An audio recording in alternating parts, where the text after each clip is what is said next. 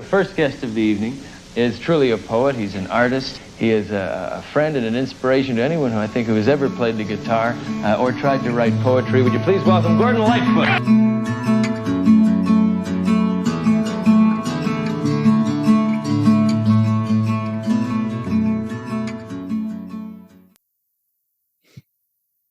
I feel a little blue 'cause I can't sew. There's still a lot of things that I should know.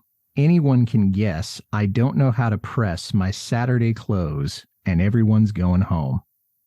This is Carefree Highway Revisited, the show that celebrates Gordon Lightfoot's music song by song, a proud member of the That's Not Canon podcast network. I'm your host, Mike Messner, and with me today is a fellow Lightfoot fan from Orillia, Ontario, the home of the man himself, Michael Hill. Michael, welcome to Carefree Highway Revisited. Oh, thanks, Mike. Glad to be here. How did you first get into Gordon's music? And I have to ask that because I didn't want to assume that being from Orillia, you automatically just picked it up or you got it by osmosis. Well, this goes way, way back. In the early 60s on Canadian TV, there was a show called Country Hoedown. Definitely not what your typical 7-year-old would normally watch. But I remember it being on TV and my mother saying, "Oh, that's Gordy Lightfoot from Orillia. I remember the day he was born. We lived right next door." So that was my very first contact with this name person. And Gordon was a cast member on the show. He was in a square dance group called the Sing and Swing and Eight. And then about a year later, he had his first single out, which was called Remember Me, I'm the One Who Loves You. And it went to number 3 in the Canadian charts. So it was being played on the Orillia radio station all the time. And I remember hearing that a lot. Very country song. Gordon sounded more like Conway Twitty than the voice that we would come to love later on.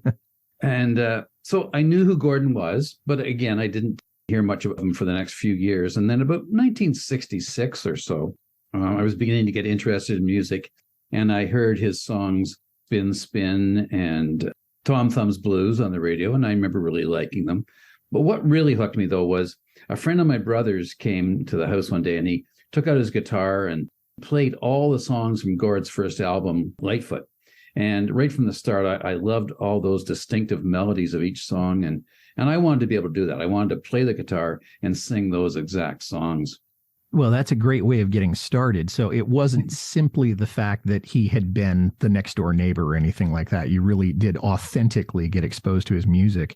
You know, at that time, I remember hearing disparaging comments about him. It's sort of that Schadenfreude thing about a famous person. And I think it's worse in Canada than it is in the United States. If you become a famous Canadian, there'll be always someone really trying to bring you down. And I think there was a bit of that around Orillia at the time. So it wasn't like automatically everyone loved him. It certainly is the case nowadays in this town. Everybody loves Gordon. Well, that makes perfect sense, though. What do you like about his music generally? I'm really drawn to melodic music, and you can really say that about Gordon. I love all his melodies. You know, every album would have a dozen or so songs that were kind of similar in style, but every song was very distinctive individually. You take, for example, Home from the Forest and Bitter Green, 2 songs with the same instrumentation and pace, but their structures are all very different and the tunes are so unique. And I think that's been true all through Gord's career. And very, very few artists could write distinctively different songs that way for so long, the way Gordon has. And I loved it also, and this is true of his concerts as well, that he would alternate between a lively strum of his 12-string guitar and then switch to a more gentle finger-picking style with his 6-string. I can't think of anyone else who has that kind of style. You know, maybe John Denver, I don't know. And you can't overlook the lyrics, of course, too. He is a real poet and a storyteller. Yeah, all good things, and they overlap with a lot of what other people have said about his music. What's your experience been with seeing Lightfoot live? I think I've seen him maybe about 25 times. The first time being in 1970 at the Orillia Opera House. We have a nice big opera house in town, and it actually has an auditorium which is now called the Gordon Lightfoot Auditorium in his honor. It's a 900-seat theater with fantastic acoustics. And at that first concert, it was the very first concert I ever went to, 4 of my friends and I, we stood in line for a couple of hours so that we could sit in the front row. There was no assigned seating at the time. And sitting that close to the stage made a big impression on me. At that concert, Gordon previewed, the songs from his upcoming album, which was called Sit Down, Young Stranger at that point. And as always, they were tightened together. There was never a missed note or a mistake. I think that's been true of nearly every Lightfoot concert I've ever seen. There's such professionalism. He's such a perfectionist with the music. It really always leaves a good impression on the audience, I think. I've been involved with the Mariposa Folk Festival in Orillia, which is held in our hometown here. I've seen him here maybe at least 10 times. Wow. Okay. And I want to make sure that we get back to the Mariposa Festival because I know that's been a big part of your life. And Gordon's made several appearances there also. Have you ever met the man? And if so, what was that experience like? Yeah, I've met him several times. Well, being the artistic director of the Folk Festival, I actually hired him a couple of times. I hired him in 2007 and then again in 2010. And then he keeps showing up every year. He comes and he kind of drops in. Would you like me to sort of go into the story of him and his history with the festival? Why not? Yeah, go for it. Okay. So being the artistic director, I was able to spend time with him backstage and in his dressing room.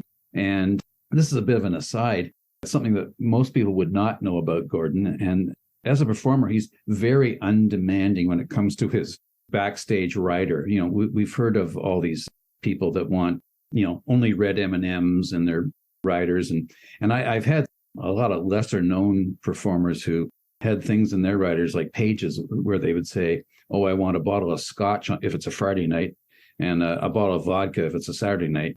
Crazy stuff like that. With Gord, just a pot of coffee. That's all he asked for. Anyhow, in 2017, I wrote a book about the festival's history, because it is the oldest and most famous festival, like I said, in Canada. So I interviewed Gordon for maybe an hour and a half, and he's very articulate, very gracious to talk to. He had lots of good memories about the festival. The very first festival, which was held in 1961, Gordon was playing in a duo called the Two Tones with a guy named Terry Whalen.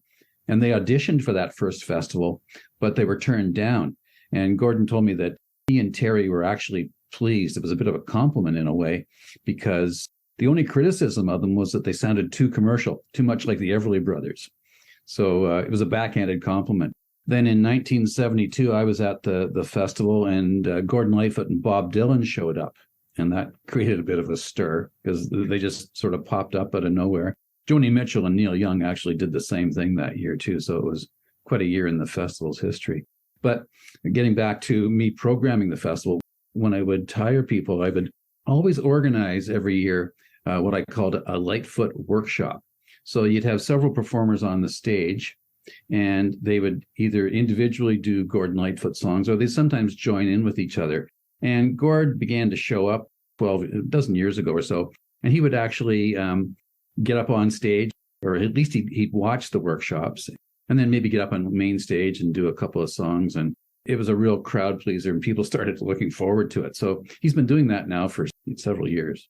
And then how cool is this? He would sort of prepare me that he was coming. I would actually get calls to my home from Gordon saying that I'll be up on the weekend, and would you mind if I do a couple of songs? So I find that kind of cool. That is amazing. I mean, that is something that I think every Lightfoot fan would absolutely give their left arm for, to have somebody to show up and say, just happen to be in town, mind if I bounce a few songs off you? Oh my gosh. I don't know that I'd ever turn a request like that down, and I don't think most people would. No. Great stuff. Thank you for sharing that, Michael. Let's talk a little bit about the song that we're discussing today, Saturday Clothes. And I can tell you that for me, it's some of the most creative music that he's done. It's got what a lot of people would consider kind of jazzy chords, those major seventh chords, which are beautiful and they sound great. And they're used in folk music a fair deal, but they're not necessarily the easiest to sing with because of the musical structure of them. And Gordon pulls it off, just like he pulls everything else off, so well, with even chords that really experienced singers would have trouble with. Why did you want to talk about it today? I've always loved this song as a guitar player. It's fun to play those C major seventh and F major seventh chords. And there's just something about, well, especially with Gordon, with his distinctive 12-string guitar. He's got that, it's like I describe it as kind of a ching-ching sound to it. Mm-hmm. And it's kind of a unique feature of so many Lightfoot compositions. And again, I can't think of a more distinctive rhythm guitar sound than Gordon on his 12-string and Red Shea or Terry Clements playing lead in the background.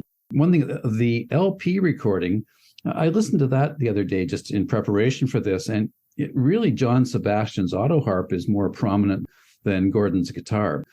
That's neither here nor there, because I have heard it twice in concert, and it was his 12-string, and it just made a beautiful sound. And then also Red Shea's lead guitar. Well, he used to say he wasn't so much the lead guitarist as more of a complement to Gordon's songs, and that's so true here. The song wouldn't be nearly as effective without that haunting lead that Red did. It adds that sort of melancholy feeling in the song. Yeah, I'm going to talk a little bit more about John Sebastian's auto harp in a few minutes. But yeah, that's an interesting addition to it. And John is and was a very talented musician and a good session player, too. We'll be right back to our conversation with Michael Hill about Saturday Close. But first, let's do a little business. Attention listeners, the oldest record store in Toronto wants to buy your record collection. Kopp's Records is run by and for collectors. They know just how much heart goes into compiling your favorite music. Whether the vinyl belongs to you, a loved one, or a friend, they'll bring their 40 years of experience and sensitivity to every transaction. If you're thinking of selling a collection, visit Kopp's Records, that's Kopp's with a K, records.ca, or call them at 647-347-0095. You can also visit Kopp's at one of their 3 locations in the Toronto area. Hello, I'm JT, a lifelong student of the paranormal and the unexplained. I've spent over 35 years researching and learning about a wide range of subjects, from UFOs and cryptids to ghosts and the supernatural, from hidden and lost treasures to mankind's mysterious past, and all other things mysterious and Fortean. Each week I'll bring you some relevant and interesting articles in this genre, as well as a different topic. Some you may be familiar with, but many you most likely will never have known existed. So sit back, relax, and enjoy the ride. And let me be your tour guide as we explore the unexplained on the Paranormal Sun. Do you have any anecdotal stuff about the song or an experience that really brought it home to you? Or is it just listening to it and as a guitarist, you sort of take it to heart? I think it's more of that. Like I did hear it for the first time, and I did see him playing the 12-string for the first time when I saw him in that first concert. But it really made me determined to get out there and get myself a 12-string guitar. And I've owned 3 others since then, and I just utterly love the sound when I hear anyone playing one. I have a feeling that that's probably true of many people who've heard Gordon. They sort of they love that 12-string sound and maybe have gone out and bought their own. Yeah, and as speaking as one who has also owned a 12-string in the past, and especially since I've been doing this show, I would love to get my hands on a solid top Martin or Taylor 12-string if I ever got a chance and if I could afford it. Is there a particular setting in which you would ideally listen to this song, or a certain activity that you'd be doing while you're listening to it? Or could you listen to this absolutely anytime around the clock under any pretext? Yeah, I know you asked that of all your guests, and that is my answer. Any Lightfoot song, anytime, anywhere. But I suppose what I really would narrow it down to is maybe walking my dog, which I do every morning. There's something relaxing about the song, the pace of it, and just the lovely tune. I gotcha. For me, the day that we're having right now in Northern California, where it is April and it's cloudy, doesn't look like it's going to rain, but it's cloudy. And if you didn't know better, you wouldn't think it was spring. You'd think it was autumn or winter. And at the moment when we're sitting here, I'm the only one in my house. So I would think that for me, that would be the time. And I can't really explain it, but that would be the time that I would really want to listen to this, maybe because of the context in which the song takes place, or the picture that he's painting for us. We'll talk about that in a second. Michael, I couldn't find any information on exactly how the song got written or what inspired the song in particular. So I'm afraid I came up empty on my search. Do you have an angle on how or why he wrote the song? No, I've never heard anything definitive anyway. But in that interview that I did with Gordon for my book, he told me that his house in the early 70s and maybe in the late 60s was party central. And I know that he and his first wife, Brita, they separated many times before they finally divorced about 1974. So I believe that that song was probably written maybe during or about one of those separations. I know Gordon had a beautiful big mansion in the richest part of Toronto. And I know that he had a lot of sort of renowned parties there. And I think that's sort of reflected in this song. The words are kind of pensive and even a little regretful, but we'll get into that some more, eh? Yeah, we're just about to, as a matter of fact. Kind of an enigmatic song, but also one that's definitely worth talking about. So let's just jump into the lyrics. I feel a little blue because I can't sew. There's still a lot of things that I should know. Now, if he's saying that he can't sew, that would imply that there was something that needed to be sewn, that needed to be repaired. But it also gives this idea that somebody else has got to do this, so I have to be dependent on somebody else. And you said that the house was party central. Well, at parties, what happens? Sometimes things get a little out of hand, accidents happen, things get torn. Am I thinking about this too much, or am I on track with it? Yeah, that's as good an interpretation as anybody's. I sort of feel that he's literally sewing his clothes or anything like that. I think it's just more of a wishing that he could sew up a relationship that was coming undone. That was my interpretation. Yeah, good metaphor there for a relationship that's coming apart. Anyone can guess I don't know how to press my Saturday clothes. Where I come from, Saturday is usually a day to relax and not be formal. So your Saturday clothes are not the ones you'd wear to work and not the ones you'd wear to church the next day if you were headed there. So it's odd that you want to have an outfit pressed for something very, very informal. And that may be just poetic license on his part. But I just thought that was kind of fun. I think he is being just kind of poetic. And again, I don't think it's so much the literally pressing the clothes so much as maybe smoothing out the wrinkles in this situation in his personal life that was definitely not going so smoothly. Yeah, and we're going to come back to that in a second or two. And everyone's going home. So as you alluded to, the idea is that people have been over, they've been hanging out, they've been drinking, they've been smoking, they've been carrying on, having a great time.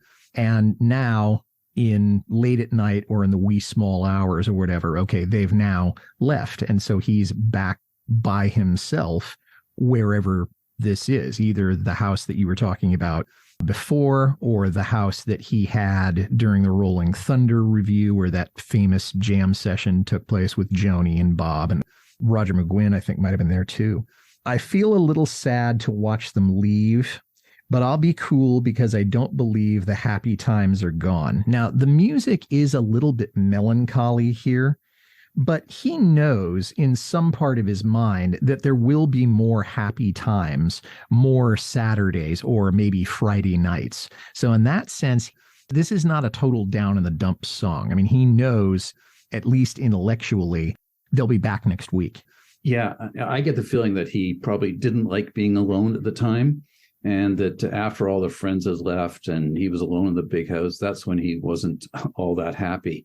But he is certain that they're going to be coming back, and the happy times are not really gone. It's all temporary. I can still put on my Saturday clothes, so there is some normalcy in his life, despite the fact that he's alone. Every warm body knows, I've got to tell you that was a swell time. Now I'll take the butts away and put the glasses on the tray. I'll see you all next Saturday. So maybe this was just something that happened every weekend for him while he was in the separation or when he and Brita were together. So he's cleaning up after some sort of party, whether it's metaphorical or not. So he's getting things, okay, well, now see you guys in 6 days or however long it would be. Yeah, it sounds like, if you want to take it literally, it sounds like he did the cleaning up himself. But I think once again that probably the cleaning up meant that he wanted to clean up some problems in his personal life as well. And maybe I'm reading too much into that. I don't know. Well, if I can do it, then you can certainly do it, so no problem with that. But then the line that kind of ties into what we've been talking about here, I feel a little off because they're gone, they being his friends. And if my gal were here, I'd still be on. Now, that could be taken a couple of different ways. He may be talking about his lady love or his girlfriend or his wife or a maid. I think of the Neil Young song, A Man Needs a Maid, where somebody would be there to clean the place up. But irrespective of that, there is a void in his life, and that's why he's inviting people over to fill that void that's been created by the absence of most likely his wife at the time. If he was separated from Britta, I don't know exactly when that was written, but that would make sense. You think I'm on? Oh yeah, that's exactly what I think too. That I think it's Britta, and that he wouldn't be feeling off if she was still with him and at home with him. But in a week or two, there's lots of things to do in my Saturday clothes. And so he's looking forward to the next time his friends come over, which would be the next Saturday night or the next time he's at home, he's not on the road, and it happens to be a Saturday and people are coming over. But he's looking forward to being around his friends, whomever they are at that particular moment, the next time they do come over. And the song ends there. I think it's under 3 minutes long. So it's not an epic. This is not Canadian Railroad Trilogy by any stretch. We'll be right back to our conversation with Michael Hill about Saturday clothes. But first, let's do a little business. Hey, this is our new podcast. We're going to make this podcast. It's going to be Victorian. It's going to be new. It's going to be us reading and then breaking it down in the same episode. Be excited. Listen to these horror stories that are actually going to be similar to your life today. This is the transition episode where we go from YouTube, Facebook into the podcast. This is what we're planning on doing. We have content already. Go ahead and watch, listen on YouTube and Facebook. But now it's pretty much just audio only. So we're going to bring it to you in an audio format. And here it is. We're going to narrate a book, and then we're going to break it down into the things that you have learned about the Victorian era, and then the crossover between the Victorian era everyday life to the 21st century everyday life, right? Hello, my name is Sandro. And my name's Zach. We are historians. Well, movie historians. We're not qualified for anything else. Join us on our podcast, Oldie But A Goodie, where for all of 2022, we're reviewing movies from the year 2001. That's right. Every episode, we look at all the movies that came out that week back in 2001. Then we pick one film and we do a full synopsis review. It's oldie but a goodie. Sometimes, most of the time, we find bad movies. It's usually a fun time, but also usually one of us ends up pulling our hair out by the end of the episode. And we have a lot of hair between us. What a selling point for the trailer. Yeah, I thought it was pretty exciting. Oldie But A Goodie. Listen now wherever you get your podcasts. That's Not Canon Productions podcast. Well, the song did appear on Sit Down Young Stranger, which of course then was retitled to If You Could Read My Mind. It was his first album for Reprise. It was recorded in 1969 in Hollywood, and then it was released in 1970. It was the fourth song on the record and was not released as a single, which I can completely understand because it's not poppy enough to do that. There were singles that were released from that album, of course, but I can understand why this would be an album cut. I don't hear dollar signs when I hear this. I hear a guy spilling his guts, but I don't hear something that's really commercial. No, not at all. Especially compared to some of the songs that were available and were released as singles. If You Could Read My Mind, and I think they released Me and Bobby McGee as a single. Yes, they did. And the legend is, I can't confirm this, but the legend is that Chris Christopherson sang the harmony on the outro to that one, where they went la da da da da da da. Don't know if that actually happened, but that was the story that I heard. They definitely knew each other at the time. Oh yeah. And honestly, I like Gordon's version better than I like Janis Joplin's, and I like Gordon's version better than I like Christopherson's. Me too. Yeah, exactly. The album, of course, did go to number 12 in the US, 12 in Canada, 20 in Australia. If it did chart in the UK, I can't find it. So obviously it was a huge step forward commercially and artistically for Gordon. This is where we come to the musical part of it that you like the most. And I think you said that Red Shay's fills really added a nice touch. For me, it was John Sebastian's auto harp. It would have been a very sparse song if it had just been Red and Gordon and Rick, because by that time, John Stockfish had moved on. But it was just, I don't know what it is. I can't explain it. But just to have the auto harp on the record really gave the thing a sort of shimmering quality that it wouldn't have had if it had just been guitar bass. Any thoughts on that, or any other things you want to say about Red's role in that?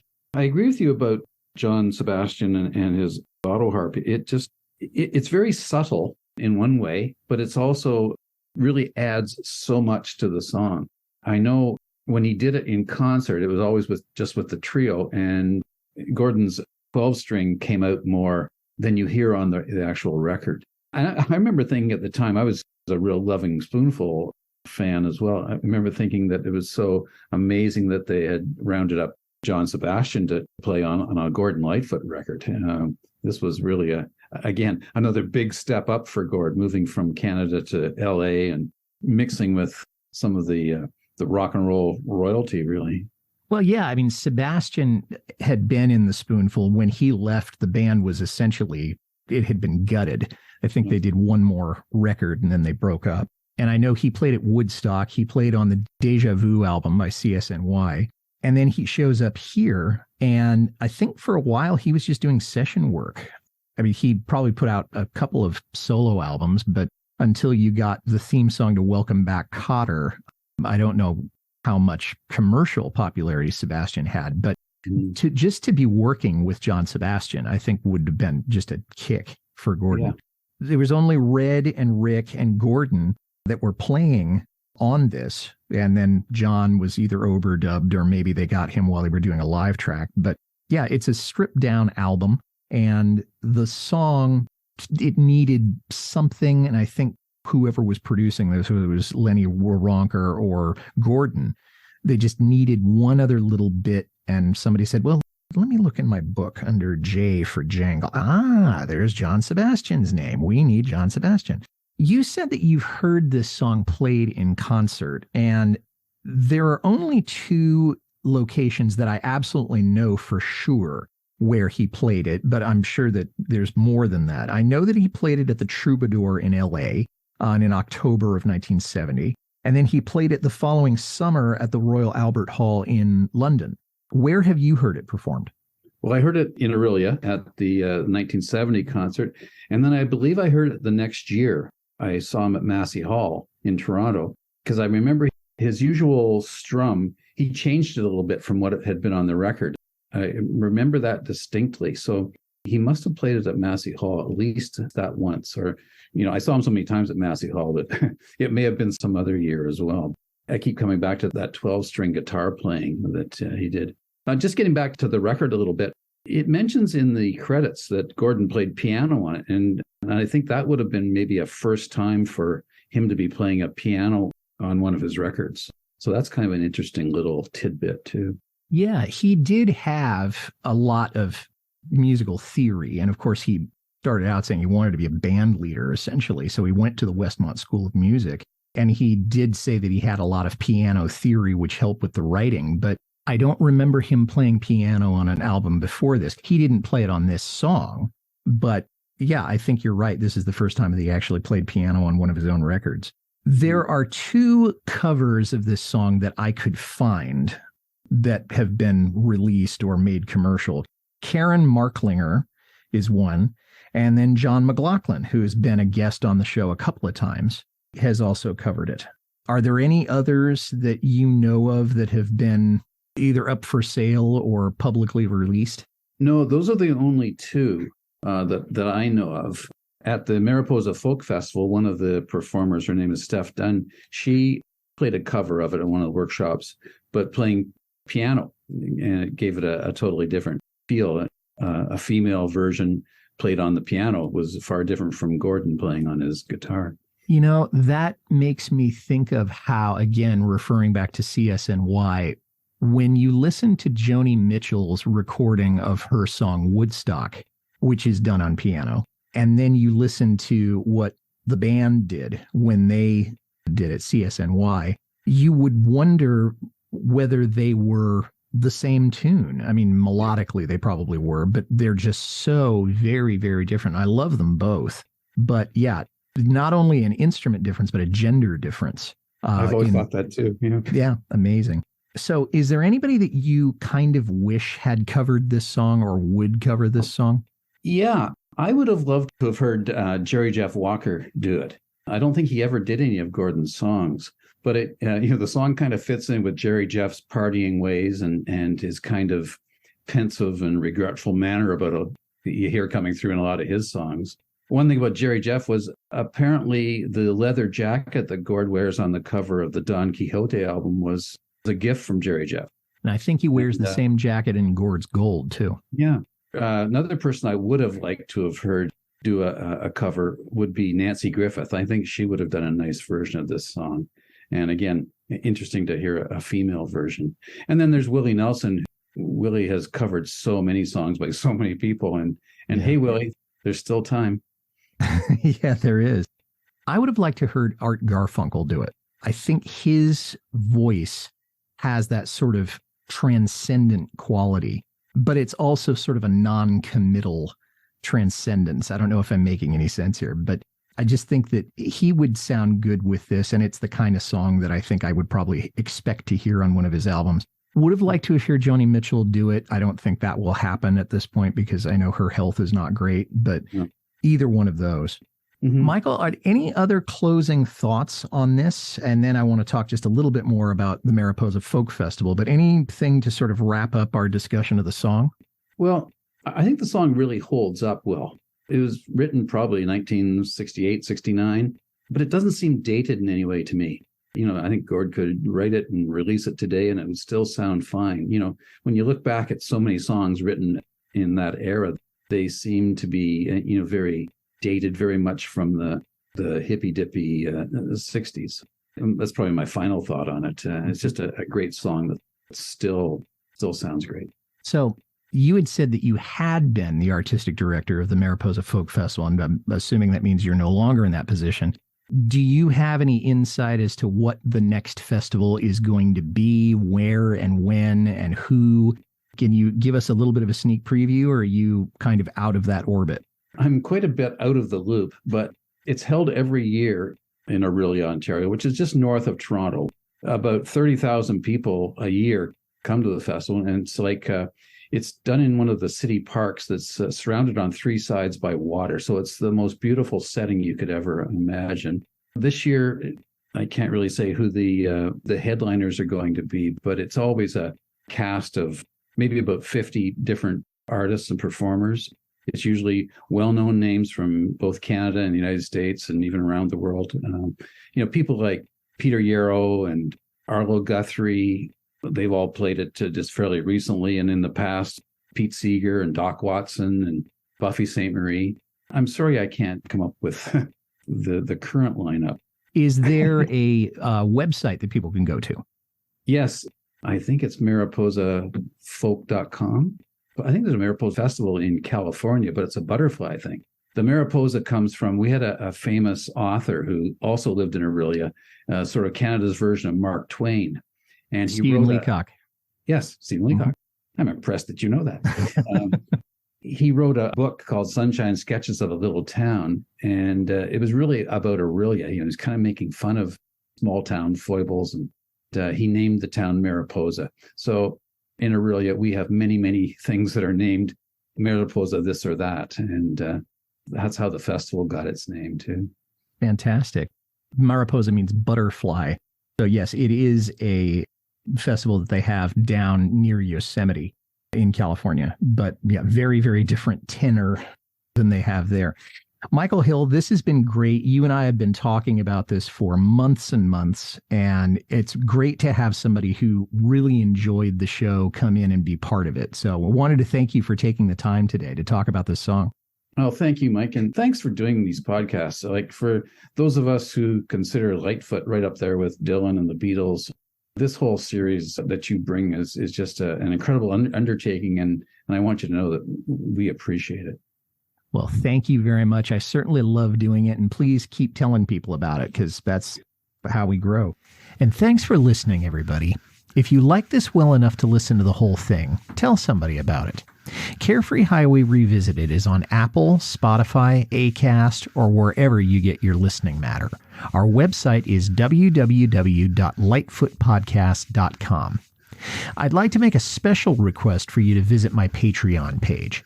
I love this show so much, and I want to keep it going, and you're in a position to help.